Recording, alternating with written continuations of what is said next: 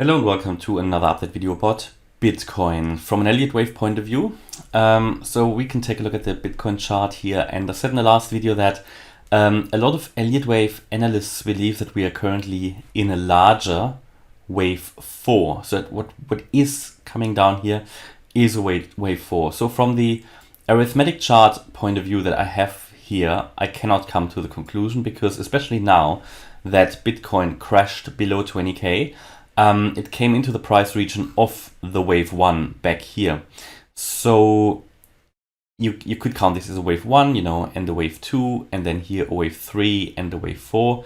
Potentially, yes, but it now came down too far. So it doesn't count anymore. But from a log chart point of view, a lot of Elliott Wave analysts use the log chart. I don't, for a few good and specific reasons that I believe in. But still, the log chart is a valid method of analyzing, and it is just a different way of doing it. But if you use the log chart, you can come to different conclusions than if you use the arithmetic chart. Now, I purposefully don't use the log chart, but in the last video I mentioned it, that there is the scenario on the log chart many Elliott Wave analysts believe in, that we are currently only in a wave 4. And a lot of comments about, yeah, show the log chart. So I did it. I charted it out on the log chart, and want to show you here a couple of scenarios on the log chart. As always, there's more than just one scenario, but where are we in terms of the log chart at the moment? So this is the entire Bitcoin history chart, and what it shows you that from the beginning here, the first cycle top basically was a wave 1. We came down in a wave 2. And here in white, you can see we are still in the wave 3. That is how I would look at it.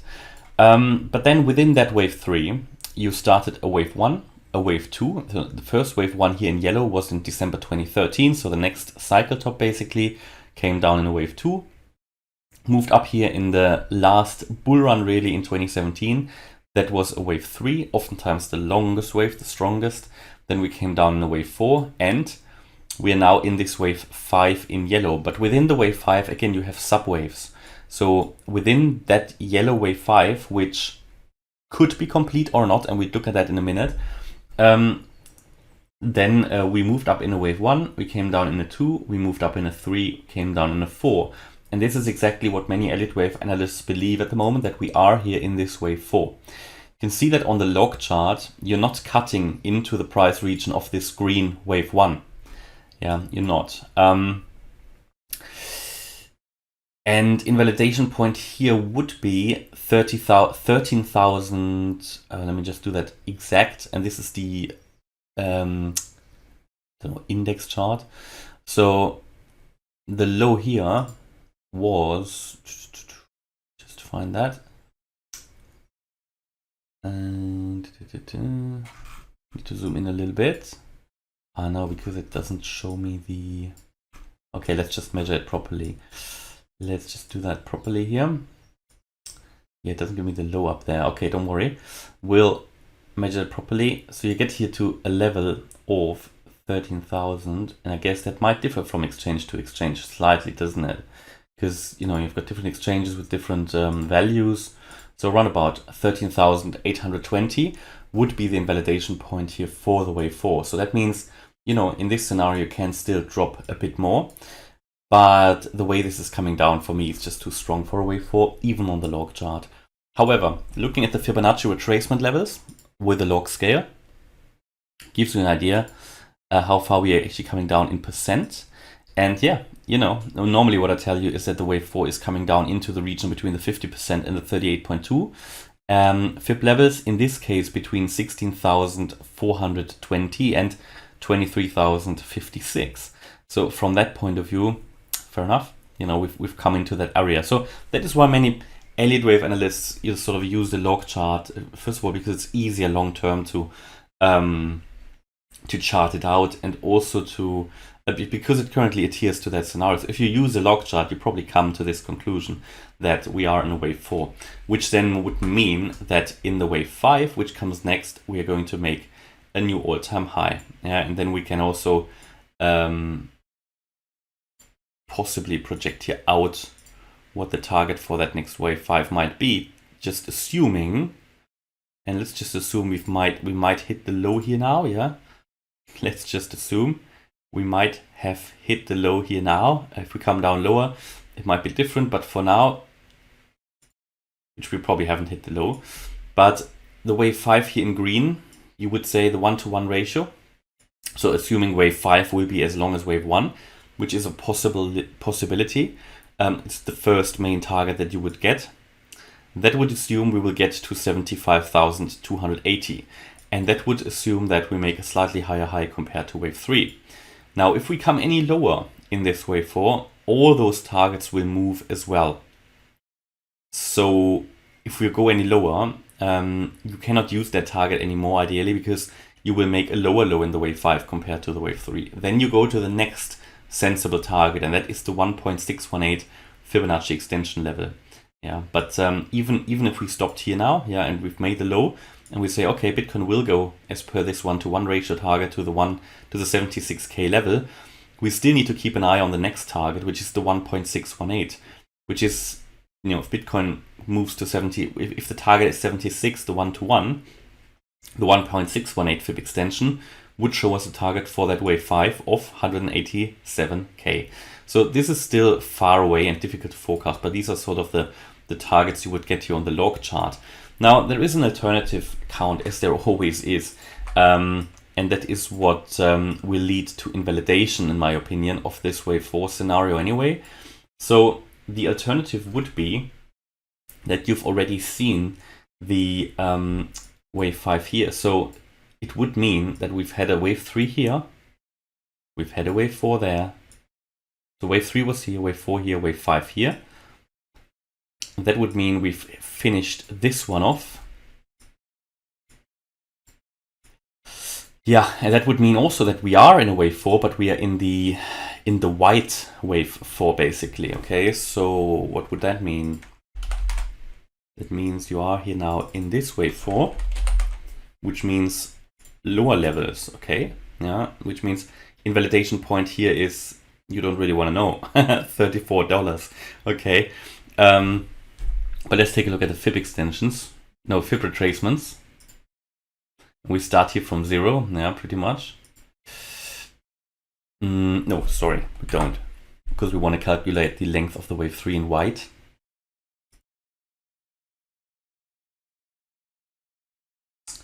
Okay, yeah, and I don't, this for me doesn't make sense, Well, there's a few things to look at.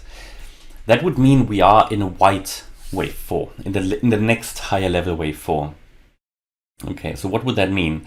That would mean in a wave 4, you would need to go down to a minimum actually of 23.6% Fibonacci retracement. And that would be at round about $6,000, as you can see it there. And that would be quite disastrous, I believe. I know there are people out there who believe that now, and fair enough, I'm not telling you it's impossible, but then this scenario would probably be the preferred one. But even after this one, it would indicate we will make another wave 5 to the upside, which would be also another bull run. It just means we come down a bit lower in this current bear market. The 38.2%, yeah, I don't see that happen. $1,300, or the 50%, $380. So I would rule out those two scenarios down here. $6,000 Bitcoin, very, very unlikely. I'd be seriously surprised if we drop below 10K. I'd be seriously surprised. I'm never gonna say never, but yeah, it's from a log point of view, this would then be the scenario you would use. Yeah, from a log chart point of view. From my own chart point of view, I wouldn't change the scenario at all, because in my scenario, we are actually in a wave 2. And in a wave 2, you can, without a problem, max it out all the way to the beginning of that wave, of the wave 1. We're going to take a look at that. So it would all still be covered by the same scenario, but it would just mean we max out what we can do, which again is all about likelihoods and probabilities. And I don't find that very likely. Also in the wave 2 scenario, it wouldn't be, because Bitcoin, in my opinion, as far as I'm aware, has never dropped below the 88.7% Fib level in its whole history. But let's go to my chart. But these are sort of the two scenarios. But even on the log chart, you would actually go up from here. Yeah, you would move up from here. So all of that, it shouldn't really matter too much how low we go. I know everybody always wants to know, when do we start the next bull run? When do we go to moon?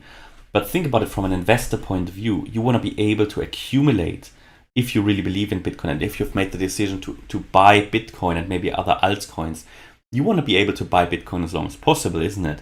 Because if you don't, or if you can't, then from an investor point of view, you will soon buy much higher prices. Okay, so as long as you can buy cheap, you should be happy. But I know it doesn't always work that way from a psychological point of view. Okay, so this is then my scenario here. Bitcoin, I come to the conclusion on the arithmetic chart. This was a wave 1. We're coming down in a wave 2. You can see here the Fibonacci retracements levels. A very key one is the 16.9K level. And below that, we've got the 10.6K level. Now, as far as I'm aware, Bitcoin never moved below the 88.7% Fib level. Today, that would be the $10,652 level. My view is that after the correction is finished here, we will move up in a wave 3.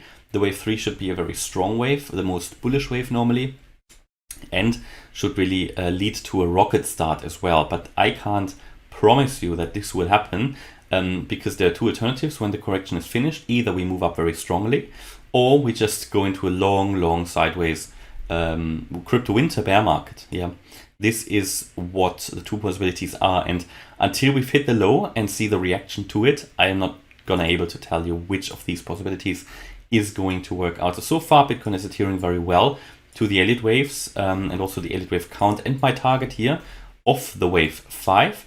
I gave you two targets here, three possible targets on the way down here. First one was here, 18,500. Bitcoin didn't care, so we can take that out. Next target was 17,500 for a bounce. Yes, we came down to 17,585 or something. So this was definitely a relevant target to end this wave 5 in yellow. So this is now where we need to be on high alert, because this is again a possible reversal point. Where we just need to observe now, be on high alert. We've completed 5 waves here. We can count 5 waves as complete, and theoretically the correction could now again be finished, and confidence increases in the view that correction could be finished. But I'm not going to call the low here until I have positive confirmation, which means that we see a 5-wave structure emerging to the upside. Now currently here on the hourly chart, I cannot count that on as a 5-wave move up. So I'm not gonna tell you the low is in, but as long as we make a higher low here and start to move up and maybe make a higher high here, then I'll get more confident and we'll take a look at that. But I posted it yesterday in the Telegram and Discord chat groups that I would want to see at least, a 5-wave move up and price action above 21,334 and 23,295 would be even better, to confirm the low is in. For now, it has reacted very nicely to the target area, and personally, I also wouldn't be surprised should we go down to the 78.6% Fib level and touch it, which is here that, let me go to the daily chart, which is that $16,900 level. Here it is. Yeah, this is a very, very relevant Fibonacci support level, $16,900. That is just for a wave 2, a super, super important support level. And as long as we are above that, Bitcoin is obviously holding well. And here I do expect a strong, a strong reaction. Yeah, if that means we are already going up, or if it just means a bounce, that is what we need to see. We've come close already, and I have to tell you very clearly, we are in a downtrend. As long as we are in a downtrend, so as long as I don't tell you we've already seen a trend reversal, like the 5-wave move up or something like that, or we've crossed a structurally very important level, downside potential is still very much there. So, and all of that is covered by the current Elliott wave scenario of a wave 2. The wave 2 starts here at $3,655.